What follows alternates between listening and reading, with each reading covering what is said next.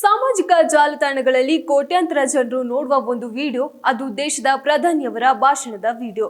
ಇದ್ದಕ್ಕಿದ್ದಂತೆ ಕಾಣೆಯಾಗಿ ಬಿಟ್ಟರೆ ಏನಾಗಬಹುದು? ರಾಜಕೀಯ ಚರ್ಚೆ, ಸಾರ್ವಜನಿಕರ ಪ್ರಶ್ನೆ, ಸಾಮಾಜಿಕ ಜಾಲತಾಣಗಳಲ್ಲಿ ಗೊಂದಲ ಇವೆಲ್ಲವೂ ಒಂದೇ ಕ್ಷಣದಲ್ಲಿ ಆರಂಭವಾಗುತ್ತೆ.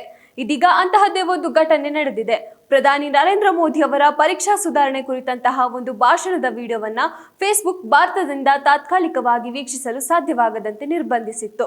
ಈ ಬೆಳವಣಿಗೆ ಸಾಕಷ್ಟು ಚರ್ಚೆಗೆ ಕಾರಣವಾಗ್ತಿದ್ದಂತೆಯೇ ಮೆಟಾ ಸಂಸ್ಥೆ ತಾಂತ್ರಿಕ ದೋಷದಿಂದ ಈ ತಪ್ಪು ಸಂಭವಿಸಿದೆ ಎಂದು ಸ್ಪಷ್ಟನೆಯನ್ನ ನೀಡಿದೆ. ಇದರ ಕುರಿತಾಗಿ ಕೇಂದ್ರ ಸರ್ಕಾರಕ್ಕೆ ಕ್ಷಮೆಯನ್ನು ಕೂಡ ಯಾಚಿಸಿದೆ.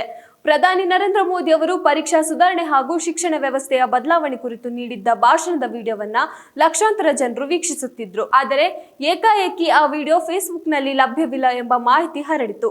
ಭಾರತದಲ್ಲಿ ಆ ವಿಡಿಯೋವನ್ನ ನೋಡಲು ಸಾಧ್ಯವಾಗದಿರುವುದು ಹಲವು ಪ್ರಶ್ನೆಗಳನ್ನ ಹುಟ್ಟುಹಾಕಿತು. ಕೆಲವೇ ಗಂಟೆಗಳಲ್ಲಿ ಈ ವಿಚಾರ ಸಾಮಾಜಿಕ ಜಾಲತಾಣಗಳಲ್ಲಿ ವೈರಲ್ ಆಯಿತು.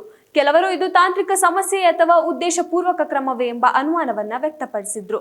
ಈ ಬೆಳವಣಿಗೆಯ ಬೆನ್ನಲ್ಲೇ ಮೆಟಾ ಸಂಸ್ಥೆ ಅಧಿಕೃತ ಸ್ಪಷ್ಟನೆಯನ್ನ ನೀಡಿದೆ.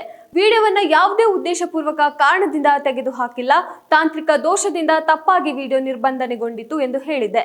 ದೋಷದ ಬಗ್ಗೆ ಮಾಹಿತಿ ಸಿಕ್ಕ ತಕ್ಷಣವೇ ತಾಂತ್ರಿಕ ತಂಡ ಪರಿಶೀಲನೆ ನಡೆಸಿ ಸಮಸ್ಯೆವನ್ನ ಸರಿಪಡಿಸಿದೆ. ನಂತರ ವಿಡಿಯೋವನ್ನ ಮರುಸ್ಥಾಪಿಸಲಾಗಿದ್ದು ಬಳಕೆದಾರರಿಗೆ ಮತ್ತೆ ವೀಕ್ಷಿಸಲು ಅವಕಾಶವನ್ನ ಕಲ್ಪಿಸಲಾಗಿದೆ ಎಂದು ಮೆಟಾ ತಿಳಿಸಿಕೊಟ್ಟಿದೆ. ಇದರ ಜೊತೆಗೆ ಈ ಘಟನೆಗೆ ಸಂಬಂಧಿಸಿದಂತೆ ಕೇಂದ್ರ ಸರ್ಕಾರಕ್ಕೆ ಮೆಟಾ ಕ್ಷಮೆಯನ್ನ ಯಾಚಿಸಿದೆ ಎಂದು ಮೂಲಗಳು ತಿಳಿಸಿವೆ. ತಾಂತ್ರಿಕ ದೋಷದಿಂದ ಬಳಕೆದಾರರಿಗೆ ಉಂಟಾದ ತೊಂದರೆಗೆ ವಿಷಾದ ವ್ಯಕ್ತಪಡಿಸಿರುವ ಸಂಸ್ಥೆ ಇಂತಹ ಘಟನೆ ಮರುಕಳಿಸದಂತೆ ಅಗತ್ಯ ಕ್ರಮ ಕೈಗೊಳ್ಳುವುದಾಗಿ ಹೇಳಿಕೆಯನ್ನ ನೀಡಿದೆ. ಇತ್ತೀಚಿನ ದಿನಗಳಲ್ಲಿ ಸಾಮಾಜಿಕ ಜಾಲತಾಣಗಳ ಪಾರದರ್ಶಕತೆ ಹಾಗೂ ಕಂಟೆಂಟ್ ನಿರ್ವಹಣೆ ಬಗ್ಗೆ ದೇಶಾದ್ಯಂತ ಚರ್ಚೆಗಳು ನಡೆಯುತ್ತಿರುವ ಸಂದರ್ಭದಲ್ಲಿ ಈ ಬೆಳವಣಿಗೆ ಮತ್ತೊಮ್ಮೆ ಗಮನವನ್ನ ಸೆಳೆದಿದೆ. ಫೇಸ್ಬುಕ್, ಇನ್ಸ್ಟಾಗ್ರಾಂ ಸೇರಿದಂತೆ ಮೆಟಾ ಒಡೆತನದ ವೇದಿಕೆಗಳನ್ನ ಭಾರತದಲ್ಲಿ ಕೋಟ್ಯಾಂತರ ಜನರು ಬಳಸುತ್ತಿದ್ದಾರೆ. ಸರ್ಕಾರದ ಪ್ರಮುಖ ಘೋಷಣೆಗಳು, ನಾಯಕರ ಭಾಷಣಗಳು ಹಾಗೂ ಸಾರ್ವಜನಿಕ ಮಾಹಿತಿ ಬಹುಪಾಲು ಇದೇ ವೇದಿಕೆ ಮೂಲಕ ಜನರನ್ನು ತಲುಪುತ್ತವೆ. ಅಂತಹ ಸಂದರ್ಭದಲ್ಲಿ ಪ್ರಮುಖ ವಿಡಿಯೋಗಳು ತಾತ್ಕಾಲಿಕವಾಗಿ ಕಾಣೆಯಾಗೋದ್ರಿಂದ ಗೊಂದಲ ಸೃಷ್ಟಿಯಾಗುವುದು ಸಹಜ. ಹೀಗಾಗಿ ತಾಂತ್ರಿಕ ವ್ಯವಸ್ಥೆಗಳು ಮತ್ತಷ್ಟು ವಿಶ್ವಾಸಾರ್ಹವಾಗಿರಬೇಕೆಂಬ ಅಭಿಪ್ರಾಯಗಳು ವ್ಯಕ್ತವಾಗ್ತಾ ಇದೆ.